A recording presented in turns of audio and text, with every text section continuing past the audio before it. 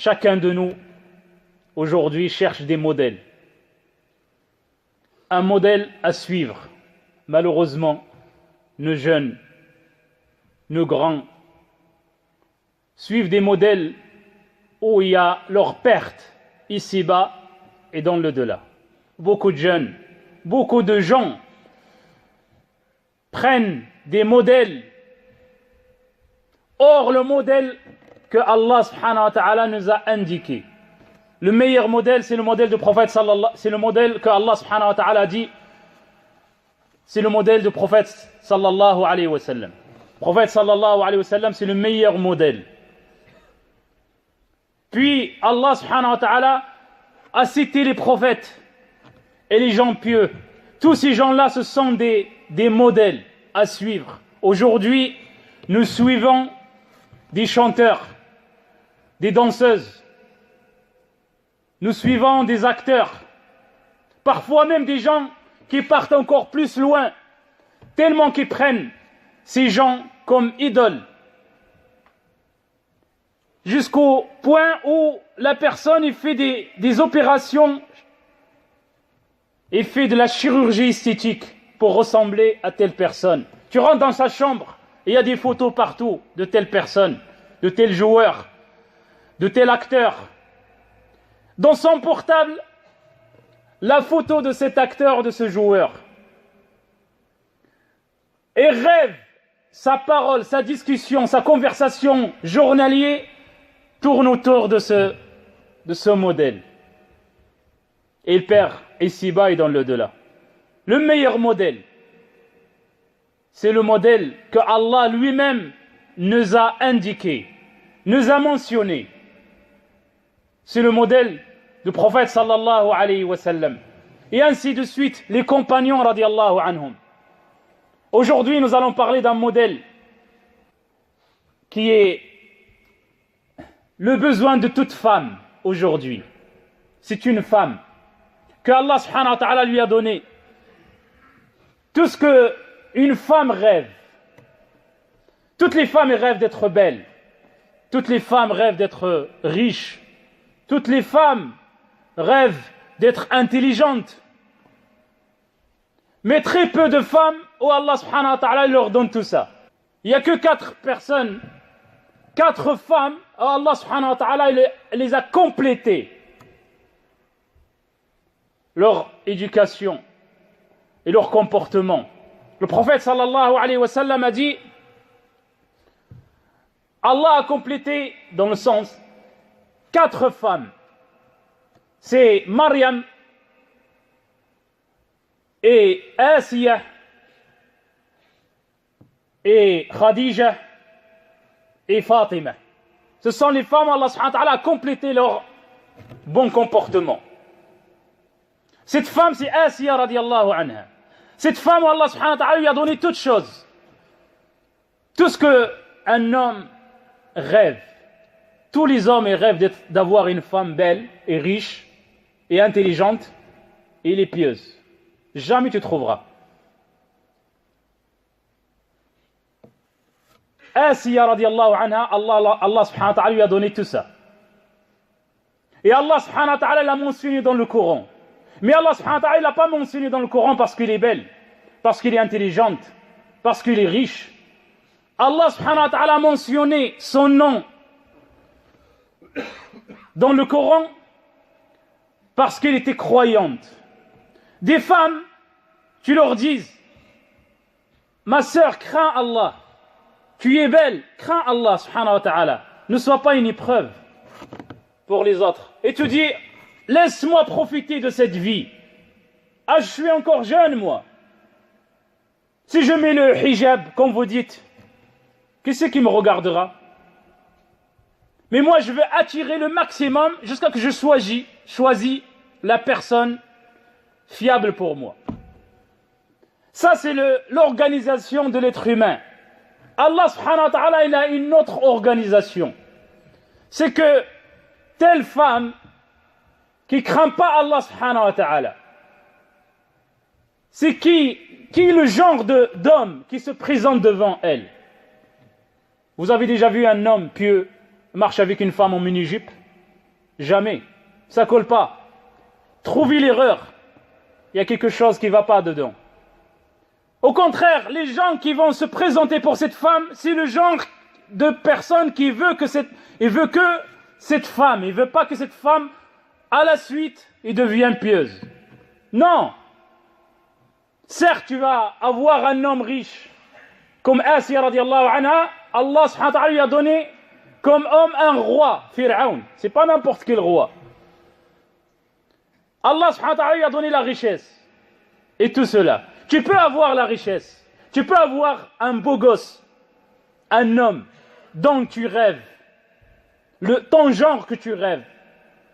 Mais c'est pas ça l'important dans la vie.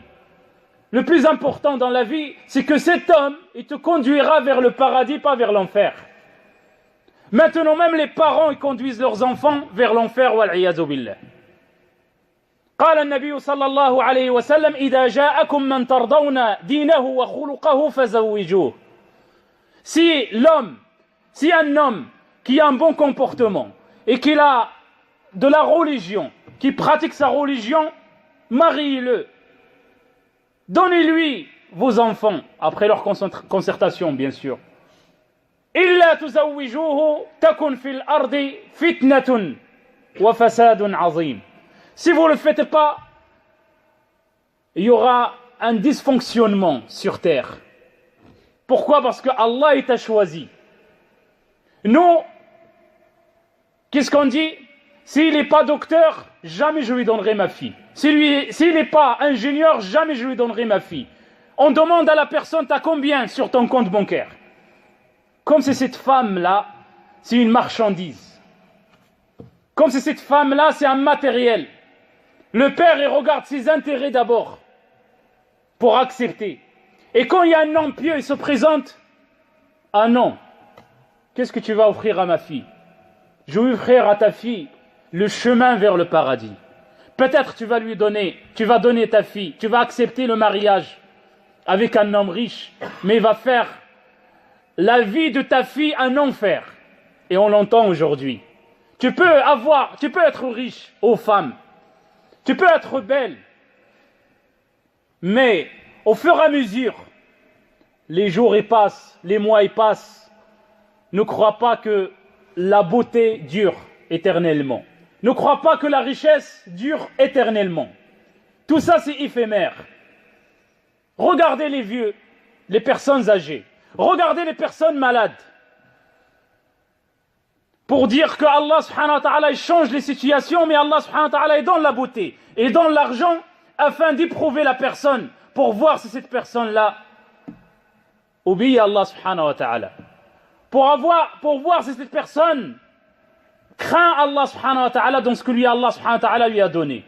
Fir'aun, pour finir, Asiya, la femme de Fir'aun, Allah subhanahu wa ta'ala lui a donné tout ça, mais il n'a pas regardé tout ça.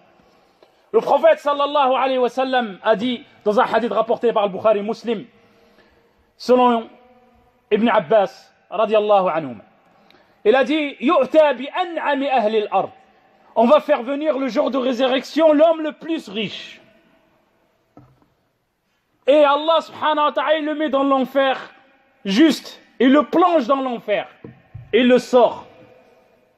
Et on lui pose la question: est-ce que tu as déjà vu, est-ce que tu te rappelles d'un bon voyage, d'un bon repas que tu as mangé dans tel resto, d'un bon voyage que tu as voyagé dans tel pays? Et il dira non, je ne me rappelle plus. Tout ça, Allah subhanahu wa ta'ala l'a effacé. Et on fera venir la personne le plus pauvre, mais qui craignait Allah subhanahu wa ta'ala. Et Allah subhanahu wa ta'ala, il le met juste dans le paradis un moment. Et il le sort et il a dit: est-ce que tu te rappelles d'une maladie? Est-ce que tu te rappelles, dans le sens, est-ce que tu te rappelles d'un mal qui t'a touché? La personne, elle a tout oublié. Du jour au lendemain, Allah subhanahu wa ta'ala, il change. Asiya, Allah subhanahu wa ta'ala lui a donné surtout la foi. Il a cru en Moussa alayhi salam, puisqu'il a été éduqué chez elle. Quand il a grandi, il est devenu prophète, il a appelé vers Allah subhanahu wa ta'ala. Et il a cru en Allah subhanahu wa ta'ala. Il n'a pas dit: je suis belle moi maintenant, laissez-moi tranquille maintenant. Il n'a pas dit: je suis riche, il faut que je profite, il faut que j'aille dans les bars, etc. Non, il a il a jeté tout ça derrière son dos, il a regardé son intérêt. Il a fait le calcul. Combien je vais vivre? J'ai 40 ans, j'ai 30 ans aujourd'hui. Combien il me reste? 20 ans, 40 ans? Du jour au lendemain, ça passe vite. Mais auprès d'Allah subhanahu wa ta'ala, j'aurai l'éternité. Qu'est-ce qui me sépare de ces 40 ans et de l'éternité? La mort. Eh bien, je donnerai ma vie. Et je donnerai mon argent et ma beauté pour l'éternité. Pharaon, quand il a su qu'il était croyant, qu'est-ce qu'il a fait? Automatiquement, et ça se répète jusqu'à nos jours, aujourd'hui. Dès que la personne elle est croyante, directement il est méprisé. Directement il y a la pression. Directement il y a les accusations. Directement il y a les insultes, le mensonge. On va tout faire pour te détruire. Dès que tu crois en Allah subhanahu wa ta'ala, tu prends le bon chemin. C'est ça la voie. Il faut que tu achètes le de là. Puis, Pharaon, quand il a su, qu'est-ce qu'il a fait pour finir? Il l'a châtié. Un châtiment douloureux. La foi, elle est plantée dans son cœur. Là, le châtiment lui rajoute encore plus de degrés de foi. Et qu'est-ce qu'il a fait? Il a dit, oh Allah, parce qu'Allah subhanahu wa ta'ala, il a dit, et Allah a donné exemple aux croyants. Cet exemple pour moi et toi, pour toi ma sœur. Il a donné un exemple aux croyants, la femme de Asiya. Il n'a pas donné exemple telle actrice. Il n'a pas donné exemple tel joueur. Il n'a pas donné exemple telle danseuse. Il a donné l'exemple aux croyants, la femme de Pharaon. Qu'est-ce qu'elle a cette femme? Elle était belle, certes, mais non. Qu'est-ce qu'il a dit? Il a dit, oh Allah, construis-moi une demeure au paradis, auprès de toi. Et protège-moi de Pharaon et de ce qu'il fait, le châtiment qu'il me fait. Puis, Allah subhanahu wa ta'ala a fait qu'il a choisi que cette femme, il vient auprès de lui. Maintenant qu'on cite Asiya, maintenant on donne ce prénom à nos enfants. Il appelle sa fille Asiya, il appelle pas son fils Pharaon. Pourquoi? Parce que Asiya, Allah subhanahu wa ta'ala a fait c'est un exemple. Le problème c'est qu'on leur donne le nom, mais on ne leur donne pas l'éducation de Asiya radiyallahu anha.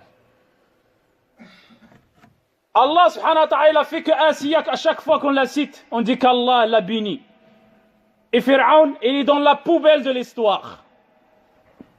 Chaque fois qu'on le cite, elle est la malédiction sur lui. Allah subhanahu wa ta'ala a fait An-naru yu'raduna 'alayha ghuduwan wa 'ashiyya. Allah subhanahu wa ta'ala a fait que Pharaon et ceux qui ont participé l'enfer jour et nuit. Et dans le jour de résurrection, Allah subhanahu wa ta'ala, il va les faire rentrer dans un châtiment plus douloureux. On doit choisir et refaire le point sur notre vie. C'est qui notre modèle? Parce que nous avons toujours besoin d'un modèle. Un modèle avec lequel, identique, avec lequel, qui est sûr et certain, c'est notre chemin vers le paradis. أقول قولي هذا واستغفر الله لي ولكم فاستغفروه إنه ولي ذلك والقادر عليه اللهم اغفر لنا ذنوبنا وإسرافنا في أمرنا وثبت